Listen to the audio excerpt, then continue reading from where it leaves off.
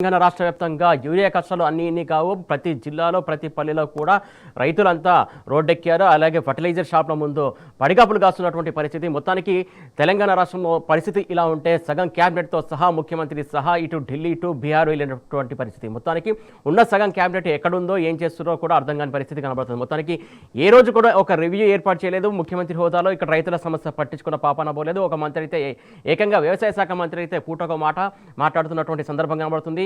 ఈ లెక్కలు కూడా చెప్పే లెక్కలలో కూడా క్లారిటీ లేదు. కేంద్రం నుంచి ఎంత యూరియా టన్నులు వస్తుంది కూడా అన్ని అడ్డగోలు సమాధానాలు చెప్తున్నటువంటి పరిస్థితి కనబడుతుంది. దీనిపైన రైతాంగం మొత్తం ప్రశ్నిస్తున్నటువంటి పరిస్థితి, ఆగ్రహం వ్యక్తం చేస్తున్నటువంటి పరిస్థితి. దీనికి సంబంధించి తాజా అప్డేట్స్ అందించడానికి మా కరెస్పాండెంట్ ప్రదీప్ లైవ్ ద్వారా సిద్ధంగా ఉన్నారు. ప్రదీప్, చెప్పండి. మొత్తానికి ఎక్కడ చూసినా కూడా రైతులు రోడ్ల మీద ఉన్నటువంటి పరిస్థితి, అర్ధరాత్రి అపరాత్రి అన్న తేడా లేకుండా యూరియా కోసం పడిగాపులు కాస్తున్నటువంటి పరిస్థితి.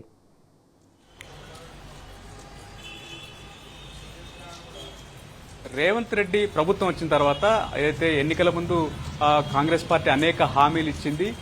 ఏదైతే కాంగ్రెస్ ఇచ్చినటువంటి హామీలేవి అమలు కానటువంటి పరిస్థితి ఉంది. కానీ రేవంత్ ఇచ్చినటువంటి హామీలలో ప్రధానంగా గత పాలన ఇందిరమ్మ రాజ్యాన్ని తీసుకొస్తామని ఆనాడు ఎన్నికల సందర్భంగా చెప్పారు. ఇప్పుడు అదే పరిస్థితి నెలకొందని చెప్పాలి. ఎందుకంటే ఉమ్మడి రాష్ట్రంలో ఏ రకమైనటువంటి పరిస్థితులు ఉన్నాయో ఇప్పుడు తాజాగా తెలంగాణలో అటువంటి పరిస్థితులే నెలకొన్నటువంటి పరిస్థితి. గతంలో ఎరువులు విత్తనాల కోసం రైతులు క్యూ లైన్లో నిలబడ్డటువంటి పరిస్థితి, చెప్పులు పెట్టి ఆ క్యూ లైన్లో ఉంచినటువంటి పరిస్థితి. ఇప్పుడు అదే పరిస్థితి పునరావృతం అవుతా ఉంది. ఎందుకంటే రేవంత్ రెడ్డి ప్రభుత్వం రైతులకు ఇవ్వాల్సినటువంటి యూరియా విషయంలో గత 20 రోజులుగా పెద్ద ఎత్తున రైతులంతా క్యూ లైన్లో ఉంటున్నారు. అటు పొలాలకు వెళ్ళలేకుండా యూరియా బస్తా కోసం కాపలా కాస్తున్నటువంటి పరిస్థితి. ఉదయం అక్కడే కూడా పడుకుంటున్నటువంటి సందర్భాలు కూడా చాలా ఉన్నటువంటి పరిస్థితి. క్యూ లైన్లలో చెప్పులు పెట్టినటువంటి పరిస్థితులు గతంలో ఉమ్మడి రాష్ట్రంలో ఉంది. ఇప్పుడు అదే పరిస్థితి ఇప్పుడు రేవంత్ రెడ్డి ప్రభుత్వం తీసుకొచ్చిందన్నటువంటి చర్చ ఉంది. రైతులైతే తీవ్ర ఆగ్రహంతో ఉన్నారు. గతంలో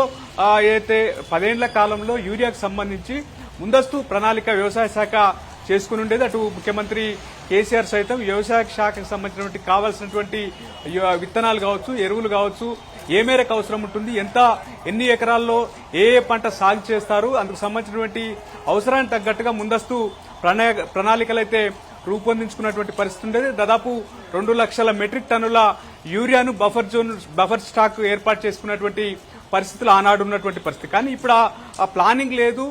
ఎంత అవసరం ఉంటుంది, యూరియాకు కావాల్సినటువంటి అవసరాలు ఎంత వచ్చింది, ఎంత స్టాక్ ఉన్నది, రైతులకు ఏ అవసరాలు ఏ మేరకు ఉంటాయన్నటువంటి ప్రణాళికలు ఏవి చేసుకోకపోవడం వల్ల ఈ పరిస్థితి తలెత్తిందన్నటువంటి చర్చ ఉంది. కానీ ఇప్పటికైనా రేవంత్ రెడ్డి ప్రభుత్వం యూరియా కొరతకు సంబంధించి కేంద్రం పైన ఒత్తిడి పెంచడం కావచ్చు, లేదా రైతులకు కావాల్సినటువంటి అవసరాలు ఏమున్నాయి, ఆ రకంగా ఒక ఇప్పుడున్నటువంటి పరిస్థితులు స్టాక్ లేకపోవడం వల్ల రైతులు పెద్ద ఎత్తున ఎగబడి యూరియా కోసం లైన్లో ఉంటున్నటువంటి పరిస్థితి. కానీ వారికి నచ్చజెప్పి లేదా యూరియా స్టాక్ తెప్పించుకునేటువంటి ప్రయత్నాలు అయితే ప్రభుత్వం చేయడం లేదన్నటువంటి విమర్శలున్నాయి. పెద్ద ఎత్తున రైతాంగం ఆ యూరియా కోసం ఏదైతే క్యూ లైన్లో నిలబడి రేవంత్ రెడ్డి ప్రభుత్వాన్ని తూలనాడుతున్నటువంటి పరిస్థితులు ఉన్నాయి. కానీ వాటన్నిటిపైన రేవంత్ రెడ్డి ముఖ్యంగా దృష్టి సారించడం లేదు. సమీక్ష కూడా ఇప్పటి వరకు దాదాపు 20 రోజుల నుంచి గందరగోళ పరిస్థితులు నెలకొన్నటువంటి నేపథ్యంలో దానికి సంబంధించినటువంటి రివ్యూస్ కావచ్చు, లేదా కేంద్రానికి సంబంధించి ఏ రకంగా యూరియా తెప్పించుకోవాలనే దానికి సంబంధించి కావచ్చు, అటు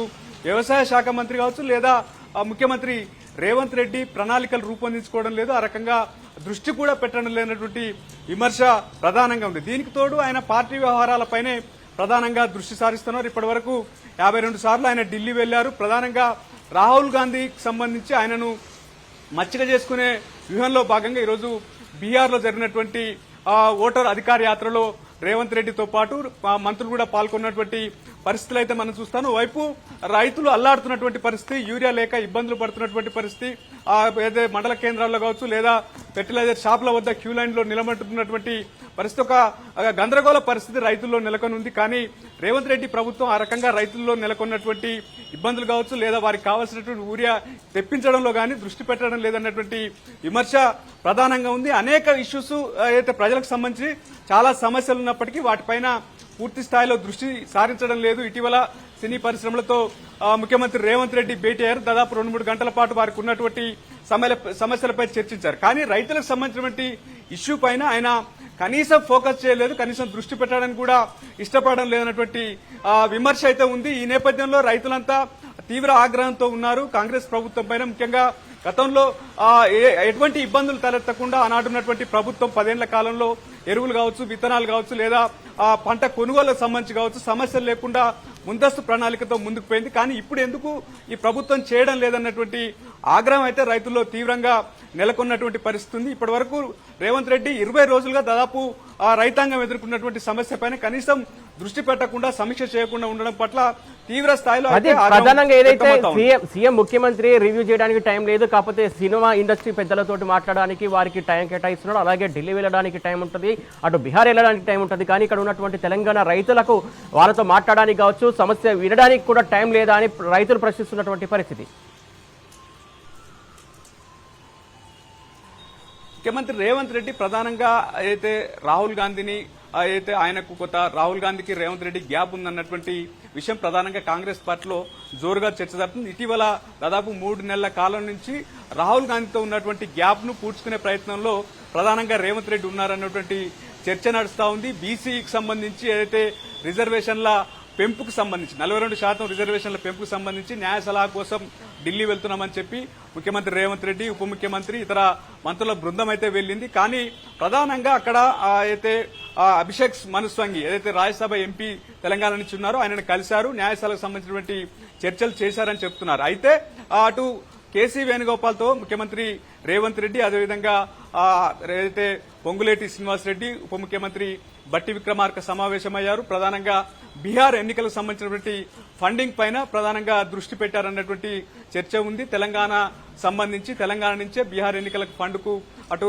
ఏఐసీసీ ఆదేశాలు ఇచ్చింది. ఆ రకంగా ఎంత మేరకు ఫండింగ్ చేయాలి ఏంటి అనే దానికి సంబంధించి కేసీ వేణుగోపాల్తో ముఖ్యమంత్రి రేవంత్ రెడ్డి బృందం చర్చించినటువంటి చర్చ నడుస్తా ఉంది. ప్రధానంగా బీహార్ ఎన్నికలకు కావాల్సినటువంటి నిధుల సమకూర్చే పనిలోనే రేవంత్ రెడ్డి నిమగ్నమయ్యారు తప్పితే ఇక్కడ పాలనా పరంగా ముఖ్యంగా రైతాంగం ఎదుర్కొంటున్నటువంటి యూరియా కొరతతో వాళ్ళు ఎదుర్కొంటున్నటువంటి ఇబ్బందులు ఏవైతున్నాయో వాటికి సంబంధించి దృష్టి పెట్టడం లేనటువంటి ఆరోపణలు బలంగా వినిపిస్తా ఉన్నాయి. అయితే అటు ఎంపీలు కావచ్చు, లేదా కేంద్ర మంత్రి వద్ద ఇటు వ్యవసాయ శాఖకు సంబంధించినటువంటి మంత్రి కావచ్చు, ఢిల్లీకి ఒక బృందం వెళ్లి ఇక్కడ ఉన్నటువంటి సమస్యలను ఎక్స్ప్లెయిన్ చేయొచ్చు. కానీ అలాంటి పనులేవి చేయడం లేదన్నటువంటి ఆరోపణలు ఎంపీలు మేము సాధించామని చెప్తున్నప్పటికీ అక్కడ క్షేత్రస్థాయిలో మాత్రం రైతులకు యూరియా అందడం లేదన్నటువంటి విమర్శ అయితే రైతులు చేస్తారు. ఎందుకంటే మాకు కావాల్సిన సరిపడా యూరియా అందడం లేదన్నటువంటి ఆందోళన అయితే వారు వ్యక్తం చేస్తా ఉన్నారు. తీవ్ర ఆగ్రహం కూడా వ్యక్తం చేస్తున్నటువంటి పరిస్థితులు. కానీ రేవంత్ రెడ్డి ఎందుకు రైతాంగం సమస్యలపైన దృష్టి పెట్టడం లేదన్నటువంటి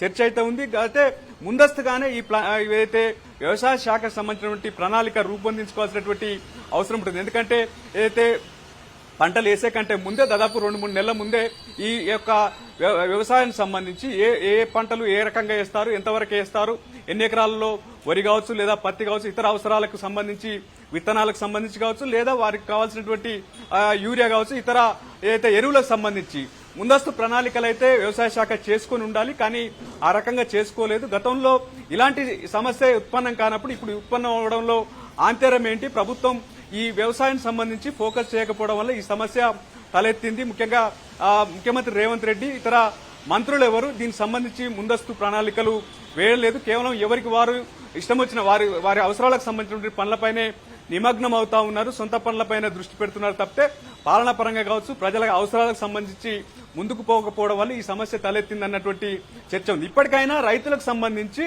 వారికి కావాల్సినటువంటి అవసరాలకు సంబంధించి కేంద్రం పైన ఒత్తిడి పెంచి తీసుకోవాల్సినటువంటి అవసరం ఉంది. అయితే బీజేపీకి సంబంధించిన నేతలు కూడా ఆరోపణలు చేస్తా ఉన్నారు. ప్రభుత్వం ముందస్తు ప్రణాళికతో లేకపోవడం వల్ల ఈ సమస్య తలెత్తిందని అటు బీజేపీ నేతలు కూడా ఆరోపిస్తున్నటువంటి నేపథ్యంలో ప్రభుత్వ వైఫల్యం అనేది స్పష్టంగా కనిపిస్తా ఉంది. ముఖ్యంగా రేవంత్ రెడ్డి పార్టీ, అదేవిధంగా రాహుల్ గాంధీకి సంబంధించినటువంటి వ్యవహారాలపైనే దృష్టి పెడుతున్నారు తప్పితే ఇటు పాలన పరంగా దృష్టి పెట్టడం లేనటువంటి ఆరోపణలు అయితే బలంగా వినిపిస్తా ఉంది. Right, thank you Pradeep. మొత్తానికి చూస్తున్నాంగా యూరియా కష్టాలు ప్రతి పల్లెను తడుతున్నటువంటి పరిస్థితి. కాకపోతే ప్రభుత్వానికి మాత్రం ఇసుమంతైనా కూడా అక్కడ అవగాహన లేని పరిస్థితి కనబడుతుంది. ప్రధానంగా ఢిల్లీ చక్కర్లు కొడుతున్నారు, బీహార్కి వెళ్తున్నారు, సగం క్యాబినెట్ మొత్తం అక్కడే ఉన్నది. ఇక్కడ మాత్రం పాలన మాత్రం పడకేసినటువంటి పరిస్థితి కనబడుతుంది. మొత్తానికి వీరి కష్టాలు పడుతున్నా కూడా ఏ మంత్రి కూడా వీళ్ళను చూసే పరిస్థితి లేదు. వాళ్ళ సొంత పనుల కోసం లేకుంటే రిబ్బన్ కటింగ్లకు స్వయంగా ఏకంగా హెలికాప్టర్ను వాడుతున్నటువంటి సందర్భాలు మనం చూస్తున్నాం. కాకపోతే రైతుల కోసం మాత్రం ఎవరు పట్టించుకున్నటువంటి పరిస్థితి కనబడుతుంది. గత ప్రభుత్వంలో మాత్రం ఖచ్చితంగా రైతు వద్దకే యూరియా వెళ్ళింది, ఎరువులు వెళ్ళాయి, అన్నీ వెళ్ళినటువంటి పరిస్థితి. కాకపోతే